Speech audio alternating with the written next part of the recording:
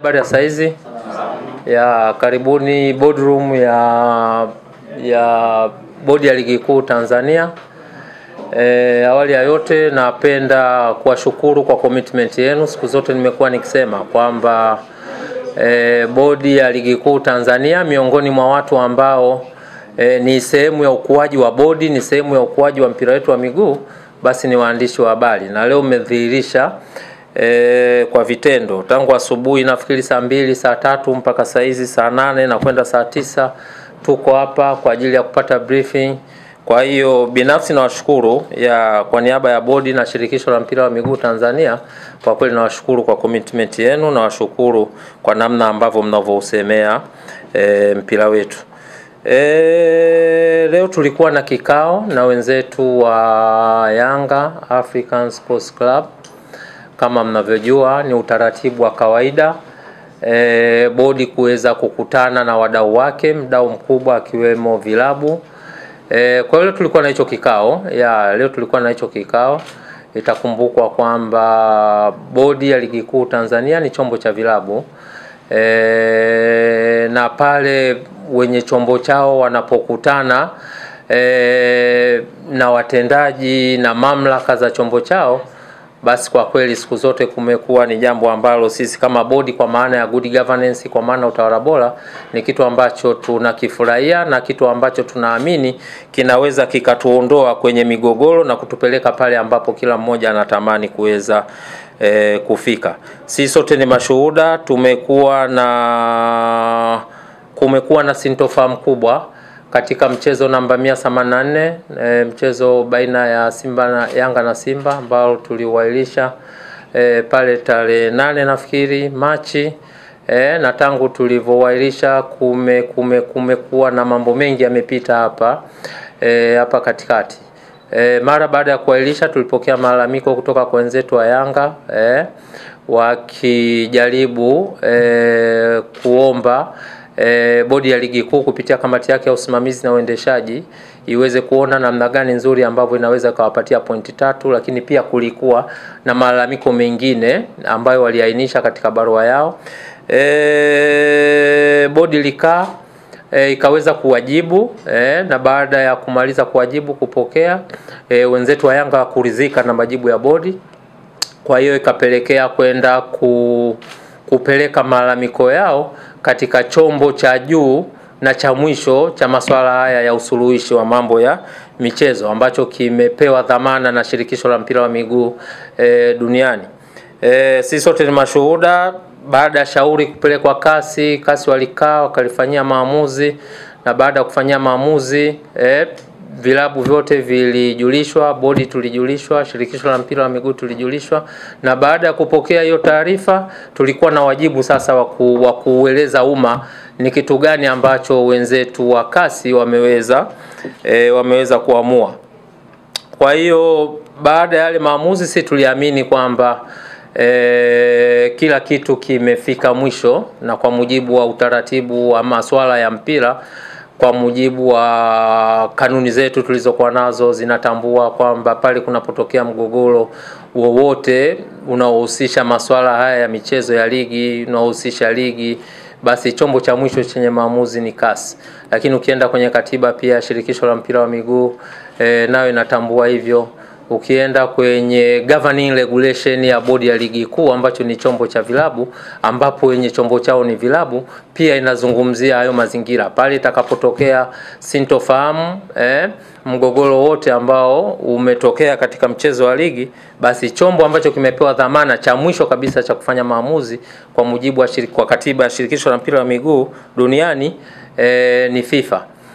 Lakini pia hata katiba ya vilabu vyenyewe hivi ambavyo vinashiriki ligi zetu zote 3 ambazo tunazosimamia, pamoja na zile ligi za kule chini, kwa maana ligi za wilaya, ligi za mikoa, zote lazima katiba za kila timu lazima ziseme kwamba itakapotokea mgogoro wowote unaohusisha masuala ya michezo, kwa maana ya ligi na vitu vya aina hiyo, basi chombo cha mwisho kitakachokuwa na mandate ya kumaliza huo mgogoro ni kasi. Na unaweza ukaona kwamba sisi tulisimama tukiamini kwamba swala hili limefika kasi, limeisha. Kwa hiyo tuliendelea na utaratibu wetu wa kutangaza ratiba, tukaupangia huo mchezo ratiba namba 184 kwamba utachezwa Juni 15. Lakini bado pia kuliendelea na sintofahamu nyingi, sisi sote ni mashuhuda. Katika busara ya kawaida kama nilivyotangulia kusema kwamba bodi ya ligi kuu Tanzania ni chombo cha vilabu, kwa hiyo kina wajibu pale mwenye chombo chake anapoonyesha kulalamika ama anapoonyesha kuto kutendewa haki, basi tuna wajibu wa kuona namna gani ambaye tunakutana naye, tunazungumza na vitu vya aina hii. Kwa hiyo tosha kusema kwamba katika kutekeleza haya ambayo nimetangulia kuyazungumza, leo tulikuwa na kikao na wenzetu wa Yanga kama ambavyo nilivyosema, na msingi wake mkubwa ni kuona namna gani ambavyo tunatoka katika hii sintofahamu iliyojitokeza tangu huo mwezi wa 3. Tumekuwa na kikao kizuri, ni declare interest kwamba tumekuwa na kikao kizuri. Ni aina ya vikao, ni aina ya transparency ambayo kama vyombo, kama bodi, kama vilabu ndio aina ndio platform pekee kwamba kunatokea tatizo, mnaandikiana barua, mnakutana, mnajadili mambo yenu kwa pamoja, and then mnatengeneza mwelekeo ili muweze kutoka hapo mlipofika.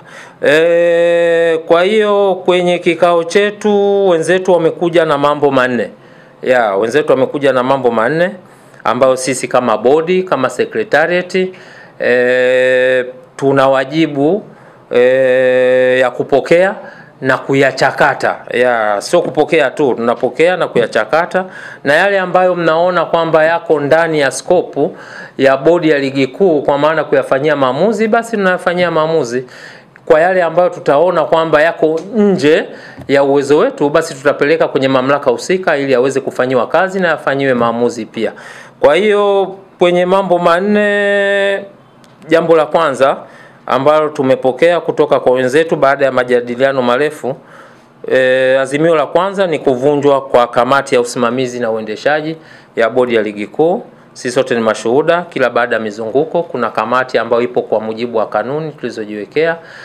Ukisoma governing regulation ambayo hii ina govern utendaji wa kila siku wa bodi, unaweza ukaona kwamba imetaja kwamba kutakuwa na kamati ambayo imekasimiwa madaraka kwa ajili ya kusimamia na kuendesha ligi. Lakini ukienda kwenye kanuni pia imezungumzwa. Kwa hiyo hilo lilikuwa ni ombi lao ama takwa lao ambalo wameliwasilisha leo. Jambo la pili ni kujiuzulu kwa afisa mtendaji mkuu. Jambo la tatu kujiuzulu kwa katibu mkuu wa shirikisho la mpira wa miguu Tanzania, na jambo la nne ni kuona kwamba bodi ya ligi kuu Tanzania inakuwa huru, kwa maana inakuwa inakuwa chombo huru, inakuwa legal entity. Itoshe kusema kwamba secretariat pamoja na uongozi wa bodi ya ligi kuu Tanzania, kwa sababu kwenye kikao alikuwepo mwenyekiti wa bodi, alikuwepo makamu mwenyekiti wa bodi, alikuwepo mjumbe wa management committee ambayo imekasimiwa madaraka na mkutano mkuu kuweza kusimamia utendaji wa kila siku wa bodi ya ligi kuu. Tumepokea. Itoshe kusema kwamba tumepokea, na ukitazama kwa mujibu wa governing regulation tuliyokuwa nayo, haya mambo yote manne unaweza ukaona kwamba yapo out of scope, yani yapo nje ya uwezo wa bodi ya ligi kuu kuweza kuyapokea, kuyajadili na kuyatolea uamuzi. Kwa mujibu wa muundo tuliokuwa nao wa usimamizi na uendeshaji wa ligi, haya mambo yote manne ukiondoa hili jambo moja la kwanza ambalo liko ndani ya uwezo wa mwenyekiti wa bodi, haya mambo matatu yaliyobaki, tafsiri yake mamlaka ambazo zinaweza zikayapokea, kuyachakata na kuyafanyia maamuzi ni kamati ya utendaji ya shirikisho la mpira wa miguu na mkutano mkuu wa shirikisho la mpira wa miguu Tanzania. Kwa hiyo tumewaambia wenzetu kwamba tumeyapokea kwa nia njema, kwa nia ya kujenga, tutayawasilisha kwenye mamlaka husika ili yaweze kuyafanyia kazi, na baada ya hapo basi tutawajulisha kama ambavyo tulivyokutana leo na kujadili mambo yetu ya msingi. Kwa hiyo kwa ufupi sana, hayo ndio mambo ambayo tuliyajadili leo, na kama nilivyotangulia kusema kwamba sisi kwa haya waliowaleta, wajibu wetu ni kuyapokea. Tukiyapokea kwa sababu hatuna mandate nayo, yako nje ya uwezo wetu. Kwa hiyo kamati, bodi kwa maana ya secretariat, sasa tuna wajibu wa kuziandikia mamlaka zinazohusika kwa ajili ya kuyasilisha, kuyajadili na kuyafanyia maamuzi. Naomba kuwasilisha. Asante CEO, na tutakaribisha maswali. Najua yako mengi sana leo. Sawa, tuanze hapa. Nimesikia na leo, lakini kitu ambacho kimewavuta wengi na kutaka kujua mustakabali wake ni kuhusiana na mchezo wa dabi ya Juni 15 ambao ushapangiwa na hili. Pengine kwa hadhara na mahitaji wapenzi wa soka wanataka kufahamu dabi itapigwa Juni 15 au haitopigwa? Kwa yale ambayo yako ndani ya uwezo wetu, ukiwemo hayo mambo ya utendaji ya kila siku ya ratiba na vitu vya aina hiyo, kwetu sisi kwa haya ambayo yamekuja, tafsiri yake ni kwamba so far ratiba yetu ipo kama ilivyopangwa. Na kwa sababu gani? Kwa sababu chombo kinachoendesha na kusimamia ligi ni chombo kingine tofauti na watu ambao leo wamekutana. Na ndio maana nikasema kwamba tumepokea and then tutapeleka sasa kwenye mamlaka husika zikiwemo hizo kamati na mamlaka nyinginezo.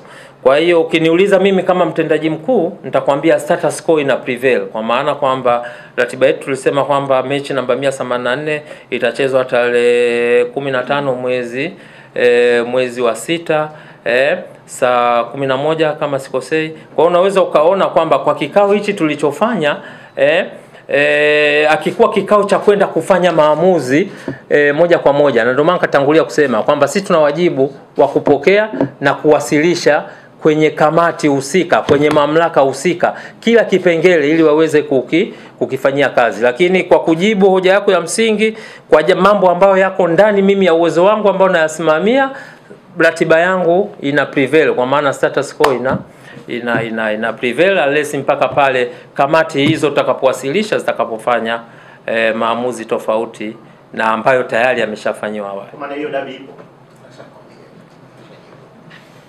Tuongoze Boimanda.